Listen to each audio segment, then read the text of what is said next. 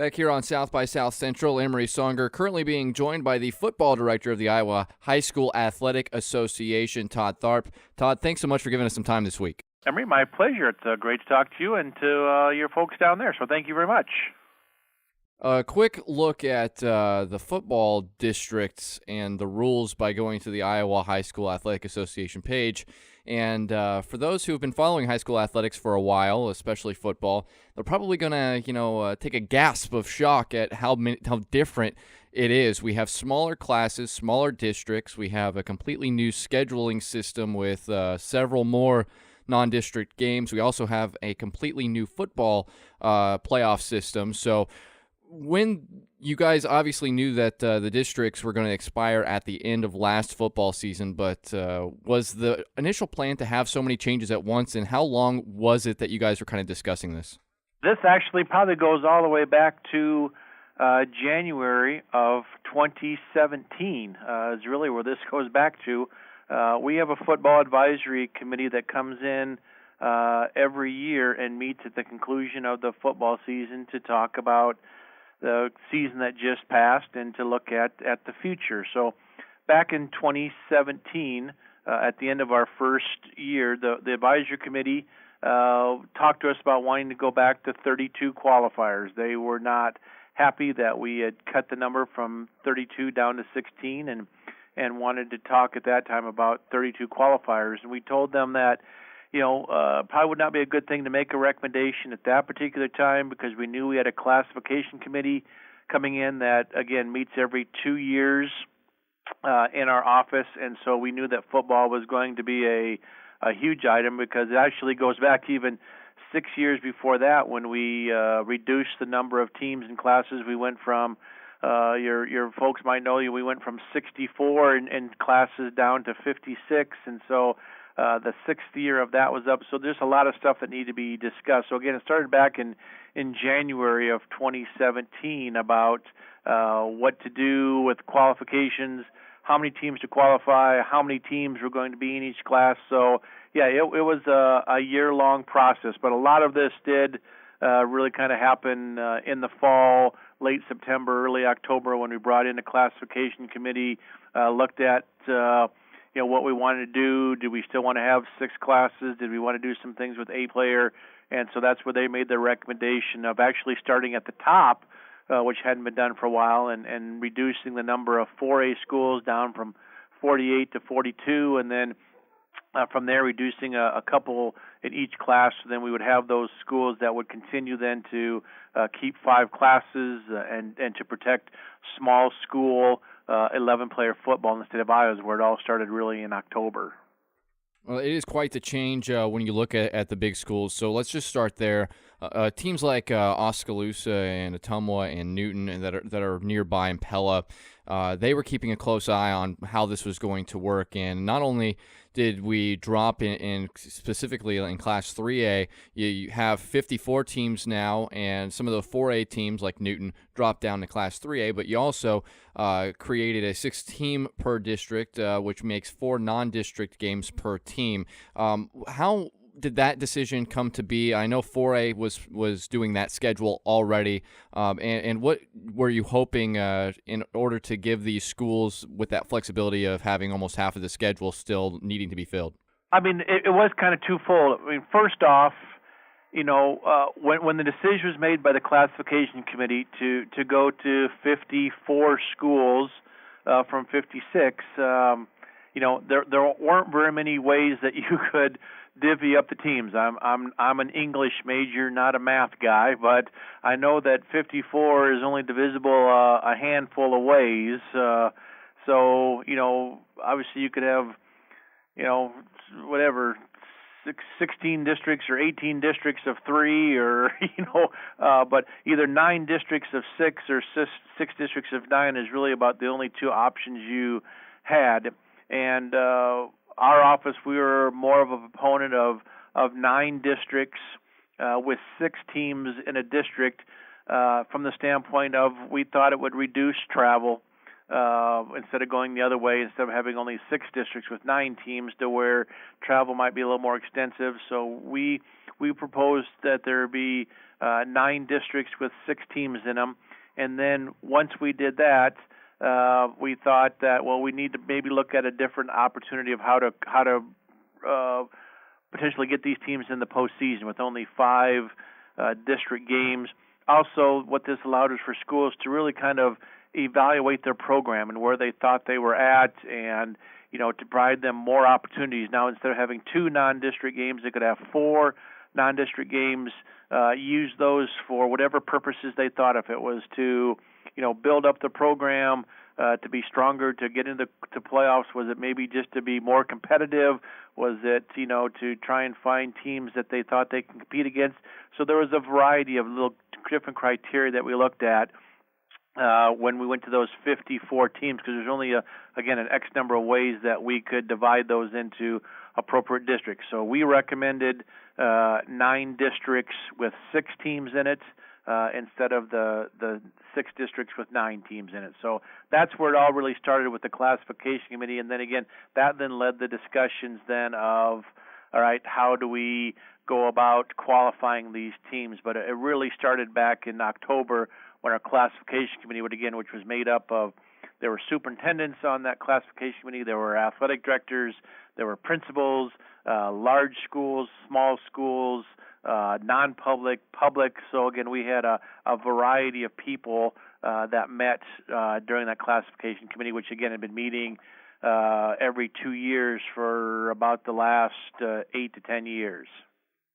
Okay, so that's how we got to where the classes are and the districts. Now, before we get into exactly how the playoffs system is going to work versus how it's worked in years past, another interesting kind of little development here is the fact that out-of-state competition is now approved by the Board of Control of the Iowa High School Athletic Association for any of our bordering states, and that includes Illinois, Missouri, Minnesota, Nebraska, South Dakota, Wisconsin, and as well as Kansas. So you have plenty of teams that could be within driving distance that these teams could play. What kind of led to adding that as something that was eligible for these teams? I guess first off, like I said, our office, we are the ones that we schedule every single football game for every team out there. So 331, 334 schools that play football, 11 player through 8 player, 4A down to A player. We create their entire schedule for them. We also create their home and away schedule for them. So with that being said, I'm not trying to, but since we do control it, for the first handful of years, we had a pretty good handle on how to put those schedules together. So we were very protective early on because we were asked by the Football Coaches Association, by the advisory committee, to do all their scheduling. So we were very protective of that, and we wanted to make sure that we were comfortable to making sure that every team got a 9-game schedule. So after doing it for 3 cycles, and this now being the 4th cycle that we've done this, we've felt that, all right, we can we're comfortable with how to schedule the teams. So now let's provide schools the opportunities to have some of those rivalries that we took away back in 2011, and now let's include those back in and allow schools to hop across the board, because we think we have a pretty good handle on being able to create those schedules. So that's why we opened our borders back up and allowed to, because with us doing the scheduling, we thought it was a nice fit and that we felt that we could make it happen. Here with Todd Tharp of the Iowa High School Athletic Association, the football director. Now let's talk playoffs. Last couple of years, we've only been down to 16 teams. We've addressed that a little bit. It had a lot to do with safety. You mentioned that it was brought by the advisory committee that they would like to see it go back up to 32. What was the reasoning that they gave you of why they'd like to see that go up to 32? And what discussions did you guys have that made you feel like sticking with 16 was the right choice? A lot of things that they talked about was they thought that going back to 32 qualifiers was going to increase participation, and that it gave more schools the opportunity to experience, football postseason. And so that was a lot of their emphasis on the expansion for 32 in the past, and that it was going to increase the opportunity for kids and going to increase participation. And while we respected that, we just philosophically disagreed, with that, with 32 qualifiers, particularly if you're taking 32 out of 54. And I know for Class 4A, their proposal was to take 24 out of the 42. We just didn't feel that the advisory committee. This was just one where we just had philosophical differences. Where they wanted 9 of 32, we wanted 9 of 16. They thought 32 was the best. We thought that 16 was the best. So while they were sharing that, we were sharing, 16 qualifiers and the margin of victory and the safety aspect of things, and playing on Friday nights and playing continually on Friday nights instead of playing on a Monday or Tuesday and then playing on a Wednesday and then playing on Monday, Tuesday, Wednesday, and then playing the championships, on the Monday and Tuesday of Thanksgiving, which, again, all could have been done. Their schedule fit in.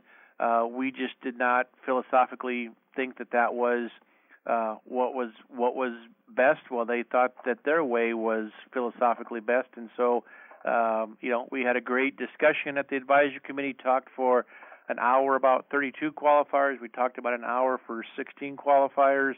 Created lots of different maps, and then a week ago, then our board had to make a decision on what they thought was best. So that's kind of where it came down to, was two different philosophies of what the next steps were.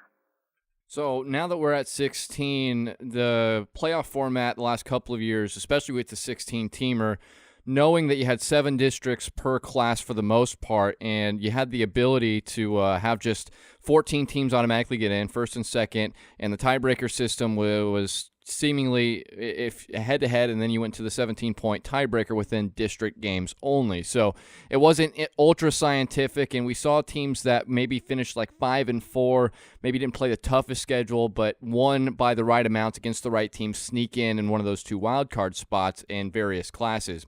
Well, it looks like the 17-point district tiebreaker is gone completely, and now it's not only district games that matter, but all 9 games on the schedule matter. You flipped over to an RPI, the Ratings Percentage Index formula, which has 3 different criteria amongst it, and it's going to basically be, if you don't win your district, you're going to have a situation where you have to know that you've played good competition, or the competition you've played good competition, because it is now based on who you play more so than it is just beating teams as badly as you possibly can. So how did the RPI thing come to play? How did switching from just district games over to overall games kind of factor into how you guys wanted to come up with these qualifiers? I think you've done a great job of explaining it. I don't know if I need to do anymore, but we knew that there were some holes in the at-large qualification system with the plus minus 17. Schools had been sharing us with more that they felt, even though they understand, but they struggled, ethically and philosophically, that we're up 22 to 24 to 10, and we got the ball with 3 minutes left, and I need to try and score to get that 17 points. It just kind of rubs some of them the wrong way, where I have to go down and try and score real quick to deduct that. So it just didn't. They just didn't struggle with them. We also knew that, again, that teams that had a more balanced district from top to bottom, that they were going to struggle more with that plus minus 17 tiebreaker compared to a district that had 2 or 3 really good teams, and then maybe they had 3 or 4 teams that weren't very good, that the plus minus 17 was going to kick in more. So we had talked about previously about trying to get some sort of a system. We were actually looking more at some sort of a system that we could use to help seed our teams at the state semifinals. Since everybody's coming into Cedar Falls, coming into the Dome, all 4 schools in that semifinal weekend, we were really looking for a process to help seed those teams, so it wasn't maybe necessarily an East versus West in 4A or where they were at bracket-wise. So that's kind of where we looked at this RPI system, was to do something regarding seeding at a state semifinals. And then we started looking at things, and that's really all we wanted it for, was just to do seeding aspect of things. And then as we talked to the advisory committee, we talked a little bit more about, maybe it could work for our 4A schools and our 8-player schools, because again, 8-player, they have nobody else to play. There's only 65 teams, and an 8-player school is an 8-player school. So we thought, maybe we could use this RPI to experiment with it, the first couple of years here with 8-player schools, since that's, we don't have to worry about whether they're a 1A school or 2A or 4A. They're all 8 players in the same division. And so it kind of went from that and morphed from 8-player to 4A to where suddenly there was a recommendation out there to, well, if it works for those two, then it should just work for all 6 classes. And suddenly we had a recommendation to use an RPI system for all 6 classes starting next year. So now here we had, 932 with one recommendation from the Football Advisory Committee and how they wanted to qualify the teams. And then now we had 9 regular season games and 16 qualifiers with this RPI system for all 6 classes. So that's kind of where it morphed into. We were ready to take just some baby steps with this RPI system, but again, somebody on that advisory committee, brought it to the table and motioned and seconded, and it got voted in, for the board to look at it from there. So we were not, quite ready, and again, we had to, to scramble then the last 2 or 3 weeks, in particular, last 2 or 3 days after the board approved it, to try and get information out to the coaches so they could understand it and know, as you did so eloquently explain, that certainly I could be 7-2 and I might not make the postseason, and I could be 5-4 and I might make the postseason. So what do I need to do, and what do I need to evaluate when I'm looking at my postseason or when I'm looking at those non-district games? What is it that I need to look at? And I think you did a great job of sharing that. I do want to try, if I think I can win my district, then I can maybe challenge myself non-district wise. If I'm like, I don't know, I see 2 or 3 tough games here, maybe I'm then going to have to back off a little bit on my non-district schedule a little bit, but still I don't want to do it too soft, because again, I still might beat those teams, but they maybe weren't very good, and then their opponents' records might be good, so then I might still finish 6-3 or 7-2, and I might not make the postseason. So there's a lot that they've had to think about, and we've been answering lots of questions the last 5 days from coaches about, well, what if I do this? Well, what if I do that? And trying to explain the process to them. So that's really kind of how it all happened here, from that December 20th meeting to where we're at now, trying to explain things to our ADs and our coaches regarding how to qualify these, and then again, when we had the 4 non-district games, we wanted more games to count, and so that's where the 9 games came into things, to where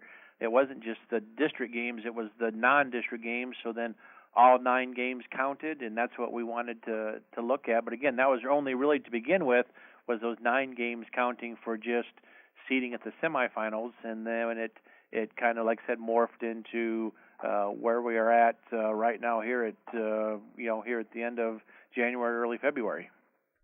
Well, I think the most important thing, obviously, is to win as many games as you can. And if you can't win all your games, then this gives you an opportunity to almost half of your schedule find some opponents of light competition that you could try to line up and try to be competitive in those games as well. Todd, we could talk for a long time about this subject, and I'm sure that as football season comes back around, we'll have more questions that'll need to be answered. But you've done a great job of making sure that we and everyone who listens to this show are informed about all of these changes. Thanks so much for giving us some time this week, and we will talk to you again very soon. I look forward to it. Thank you for letting me have the opportunity to talk a little bit. I hope people are a little more knowledgeable of what the process was. And again, I guess if anything, this was not just something that happened overnight. Again, we're going all the way back to a year ago to where this process started, and thoroughly discussing things throughout. So this was not just a haphazard decision that was made by our board to make these changes, Emery. So I appreciate that opportunity to share that with people.